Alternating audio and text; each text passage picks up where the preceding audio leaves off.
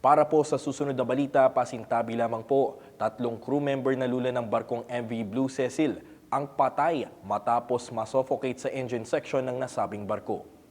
Iniulat ng Philippine Coast Guard ang pagkasawi ng 3 tripulante ng isang foreign cargo vessel mula sa Marshall Islands habang bumabiyahe sa karagatan sa may Pangasinan nitong Biyernes ng gabi.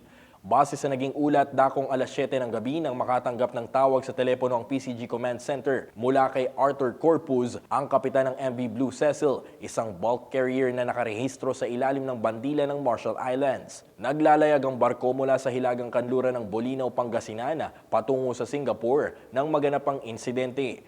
Dito, iniulat ng kapitan na 3 sa kanyang tauhan ang walang malay at nangangailangan ng agarang tulong medikal. Makalipas ang ilang oras ay muling tumawag ang kapitan ng nasabing barko at ipinaalam na patay na ang 3 tripulante. Base sa initial na report, ang 3 tripulanteng sakay ng barkong MV Blue Cecil ay nasawi dahil sa isang suffocation sa engine station ng naturang barko. Sa ngayon, patuloy pa rin ang koordinasyon ng pamunuan ng barko sa mga otoridad upang maimbestigahan ang buong pangyayari na naging dahilan ng kanilang pagkasawi.